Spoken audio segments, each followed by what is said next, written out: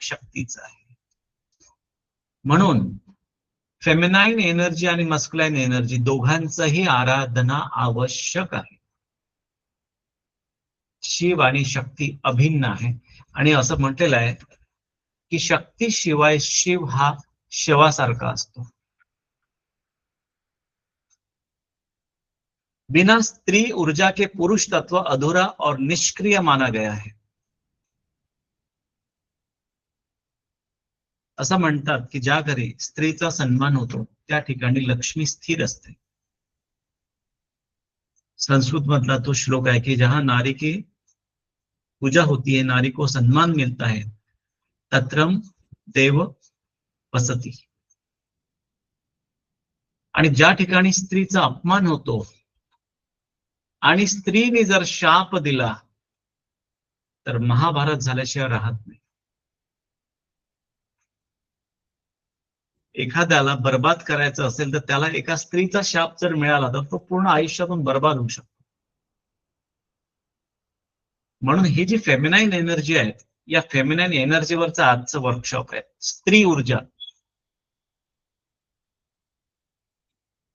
प्रत्येक घरामध्ये एक स्त्री आहे. त्या स्त्रीचा मान, त्या स्त्रीचा सन्मान झाला तर त्या घराची प्रगती कशी होते आणि त्या घरातल्या त्या स्त्रीचा अपमान झाला तर अधोगती कशी होते, यावर सर्व जीवन डिपेंड करते. हे खूप सूक्ष्म लेवलवरचं हा विषय आहे. आपण देवाची पूजा, देवालाच सर्व काही करतो, पण घरातले जे चालते फिरते जे आपल्या समोर ज्या ऊर्जा आहेत त्या ऊर्जेकडे आपलं दुर्लक्ष असते. म्हणजे असं म्हणतात की बिना जोडी कोई भी काम संभव नहीं होता. बघा तुम्ही, नवरा बायकोचं आपसात जर भांडण झालं तर तो दिवस किंवा त्याच्यानंतरचे जे दिवस असतात ती ऊर्जा डिस्टर्ब होऊन जाते. किंवा पतीने पत्नीचा अपमान केला किंवा पतीने पत्नीचा अपमान केला किंवा वाईस वर्सा, इथे तुमची जी ऊर्जा आहे ही पूर्ण डिस्टर्ब होऊन जाते आणि प्रगतीला बाधक ठरते, साधक ठरत नाही. कित्येक लोक आर्थिक जे तंगीमध्ये जातात त्याच्या मागे सर्वात मोठं कारण सांगतो तुम्हाला. ज्या घरातला पती आपल्या पत्नीला सारखं घालून पालून मोडतो त्या पतीची स्त्री ऊर्जा ही डिस्टर्ब राहते आणि तिथलं धनात्मक जे ऊर्जा आहे ती खंडित होत जाते. कारण स्त्रीला ऊर्जेच्या रूपात, धनाच्या रूपात बघितलेलं आहे आणि त्यामुळे आपल्या जीवनातली प्रत्येक स्त्री याचा सन्मान प्रत्येक पुरुषाने करायला पाहिजे आणि प्रत्येक पुरुषाने, प्रत्येक स्त्रीने आपल्या घरातल्या नारायणाची सन्मान, एकमेकांचा सन्मान केला पाहिजे. आणि हे एका व्रतासारखं तुम्ही जीवनात अंगीकृत केलं पाहिजे. इट्स अ लाईक अ व्रत. ज्या घरी पती पत्नीचे सारखे भांडणं, वादविवाद, खालून पालून बोलणे जिथे तयार होते तिथे हेल्थ आणि वेल्थ हे दोन्ही कोलॅप्स होतात. वेल्थ तर कोलॅप्स होतेच, सोबत हेल्थ पण कोलॅप्स होते. जी स्त्री ऊर्जा एका बीजाच्या रूपात इतकी मोठी सृष्टी तयार करू शकते, त्या स्त्रीचा जर अपमान झाला आणि ती जर सारखी नाराज जर घरात राहिली तर पुरुषाचं अख्खं आयुष्य एका वेगळ्याच वळणावर जाऊ शकते. त्यामुळे एकमेकांचा, पती पत्नीनी घरात एकमेकांचा आदर, सत्कार आणि सन्मान करणं अत्यंत अत्यंत महत्वाचं आहे. घरातल्या वातावरणासाठी नाही, तुमच्या स्वतःच्या आयुष्यासाठी.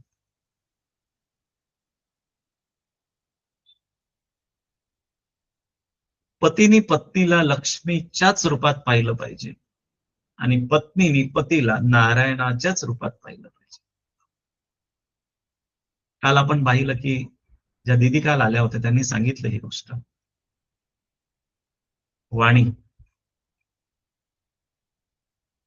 पण याच्या मागे जो गुढार्थ आहे तो मी आज आपल्याला सांगत आहे. एक स्टेप पुढे जाऊन सांगत आहे. तुम्ही हे का करायला पाहिजे त्याचं कारण सांगत आहे मी आज तुम्हाला. तुम्हाला तुमची हेल्थ चांगली ठेवायची आहे, पत्नीचा सन्मान करा. देवघरातल्या लक्ष्मीला वंदन करतो आपण, पण गृहलक्ष्मीचा अपमान जर केला तर तो व्यक्ती कधीही सुखी राहू शकत नाही.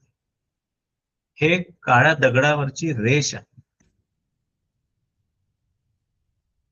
शिवपुराणात मध्ये आलेलं आहे.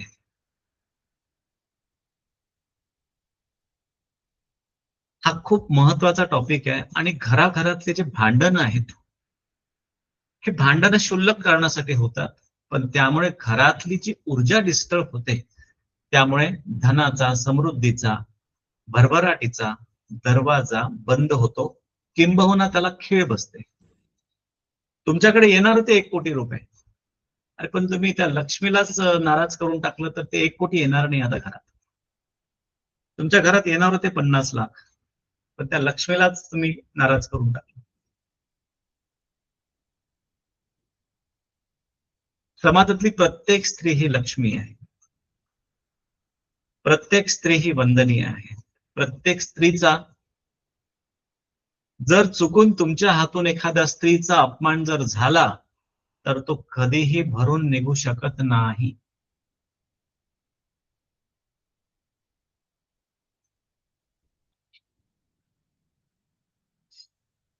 स्त्री ऊर्जा को लक्ष्मी ऊर्जा कहा गया है. जहां स्त्री का सम्मान होता है वहां धन, समृद्धी और सौभाग्य टिकते हैं. आणि ज्या घरामध्ये स्त्रीचा सारखा अपमान होतो तिथून समृद्धी एकदा दोनदा, आणि त्या ठिकाणी असं म्हणतात, एक दशमहाविद्यामधली एक देवी आहे धुमावती, तिला ज्येष्ठा म्हटलेलं आहे. ज्येष्ठा ती धुमावती आपला तांडव चालू करते तिथे. ज्येष्ठा म्हणते कनिष्ठाला म्हणजे लक्ष्मीला, तू इथून निघून जा, इथे मी जाते आता, दरिद्रता आणते आता इथे मी. आणि पूर्ण कोलाहल तयार करते. मग तिचं कामच आहे धुमावतीचं, धू धू धुवाच तयार करते ती पूर्ण, आणि पूर्ण सत्यानाश करून टाकते मग त्या कुटुंबाचा. हे फार गंभीर आहे.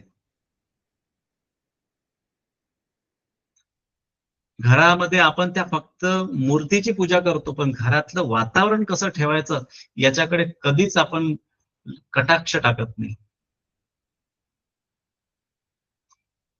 आणि त्यामुळे सुद्धा घरातल्या लक्ष्मीचा सन्मान कायम,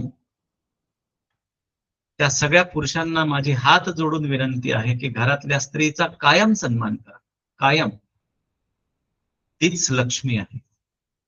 तीच तुम्हाला स्थिरता देते, तीच तुम्हाला समृद्धी देते आणि स्वास्थ्य सुद्धा देते.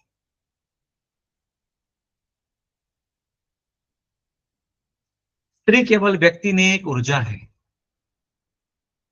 ग्रहणशीलता, प्रेम, संवेदनशीलता और सृजनात्मकता स्त्री ऊर्जा के गुण हैं. धन और समृद्धि संतुलन से आती है. केवल पुरुष ऊर्जा म्हणजे संघर्ष, मेहनत पर्याप्त नाही है. आता काही काही लोक म्हणतात की आम्ही किती मेहनत करतो, किती हार्डवर्क करतो, आणि काही महिला बिचारा घरी राहतात. बघा काही काही घरामध्ये लोक म्हणतात की यांच्या पायगुणामुळे आमचं घर चांगलं आहे. पहिलेचे लोक म्हणायचे. आणि ज्यावेळेस घरी नवविवाहित एक मुलगी यायची, तिला गृहलक्ष्मी म्हणून तिला घरात स्थान मिळायचं. पण अलीकडचं जे वातावरण तयार झालेलं आहे ते इतकं विद्रूप झालेलं आहे की स्त्रियांचा मान सन्मान ज्या परिवारात होत नाही ते परिवार अक्षरशः बर्बाद होताना मी पाहिलेलं. आबाद नाही, बर्बाद. वितंडवाद. त्यामुळे परिवारामध्ये जर सौख्य ठेवायचं असेल तर मौनम सर्वार्थ साधन. तुमच्या घरात जर सारखा तांडव जर चालू असेल तर त्या घरामध्ये समृद्धी कधीही नांदत नाही. तुम्ही कितीही प्रयत्न करा, कितीही संघर्ष करा, किती राबा, तुम्हाला नेहमी एक गोष्ट लक्षात येईल की मला जीवनात काहीतरी कमतरता आहे. कारण घरामध्ये जे वातावरण पाहिजे होतं समृद्धीला, त्या लक्ष्मीच्या ऊर्जेला, ते आपण मेंटेनच केलं नाही. आणि ती शांती, ती स्थिरता घरामध्ये दोघांच्या सहयोगाने येत असते. याचा अर्थ असा नाही की स्त्रियांनी मन मानेल तसं वागायचं नाही. स्त्रियांना पण आपला संयम ठेवून, आदर सत्कार करून संयमित जीवन जगता आलं पाहिजे, जेणेकरून तुम्हाला कोणी असं बोट टाकू शकणार नाही. आणि त्यासाठी तुम्हाला मौन. मी माझ्या आयुष्यामध्ये पॉवरफुल महिलांना पाहिलं, एकदम संयमित वागतात, संयमित बोलतात. त्यांचा प्रत्येक शब्दामध्ये आदर, सत्कार, मान, सन्मान. जिजामाता त्याचं सर्वोच्च उदाहरण आहे, ज्यांनी छत्रपती शिवरायांसारखे राजे घडवले. अशी जिजामाता आताच्या काळात अशा जिजामाताच नाही राहिल्या, जी एखाद्या छत्रपतीला जन्म देऊन एक राजा तयार करतात.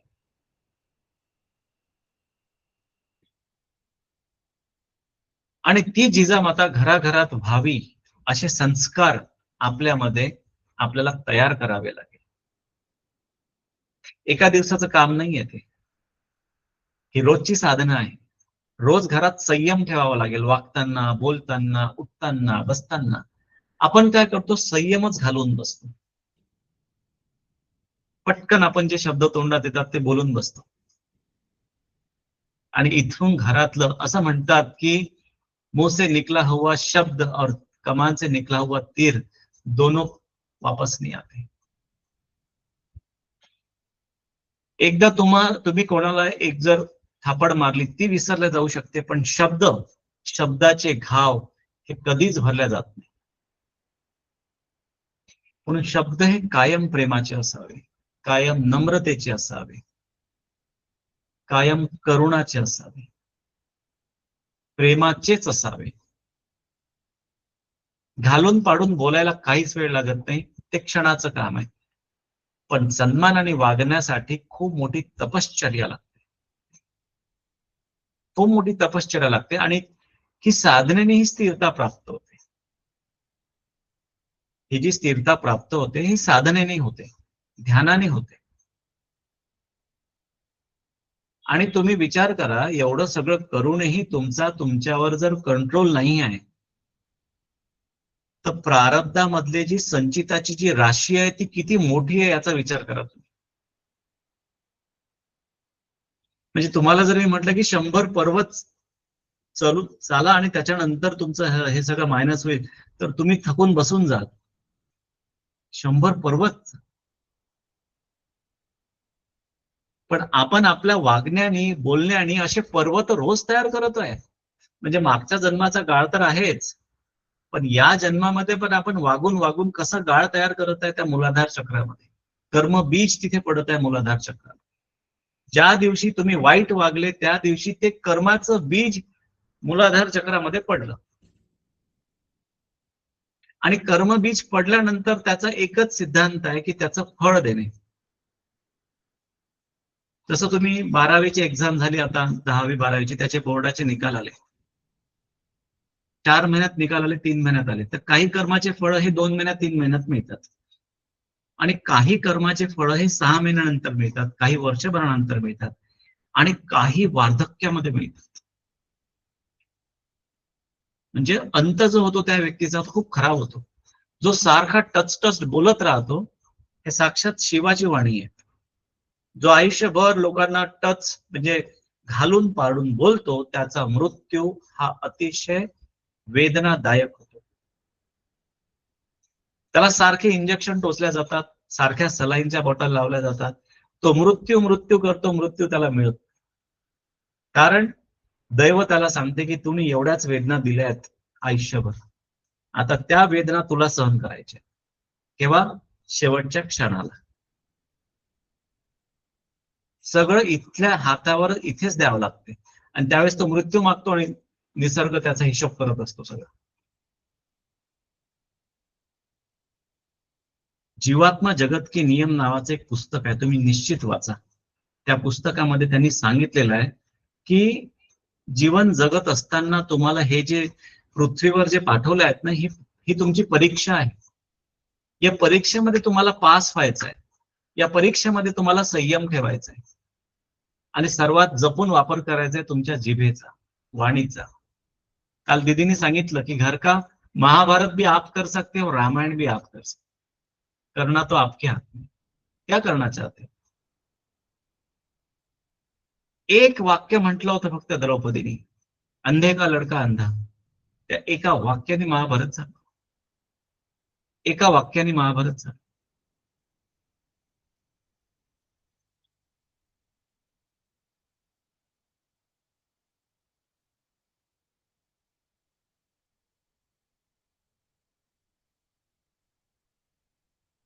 आता मी तुम्हाला आज 5 महत्वाच्या टिप्स देणार आहे की घरातलं वातावरण कसं तयार करायचं. सगळ्यात पहिला, माता पित्याचा सन्मान.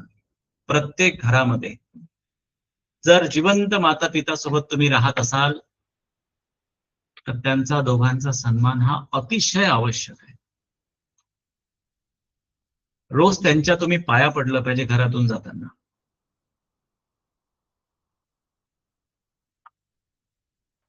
सारे तीर्थ धाम आपके चरणों में.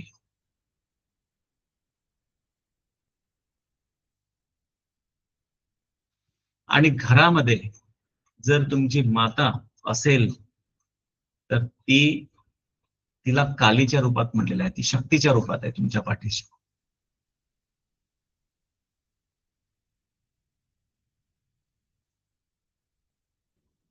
त्यानंतर पत्नी सोबत प्रेमपूर्ण व्यवहार.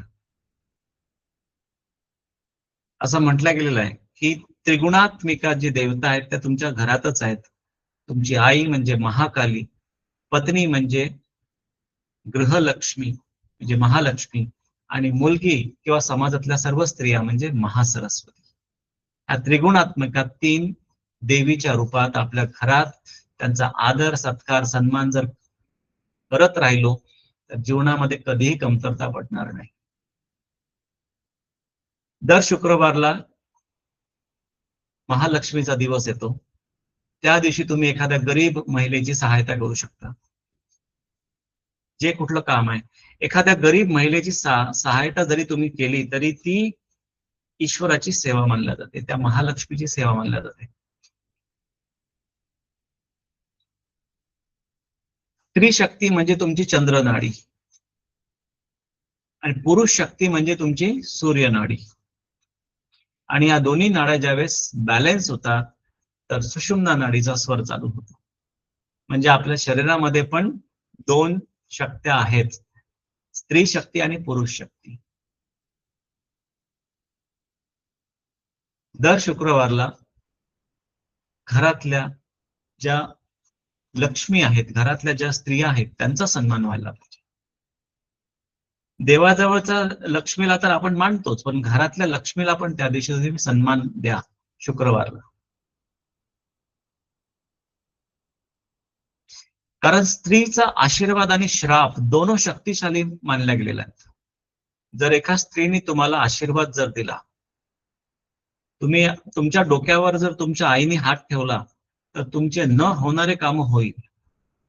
आणि एखाद्या स्त्रीने शाप दिला तर पूर्ण वाहून जाऊ शकते.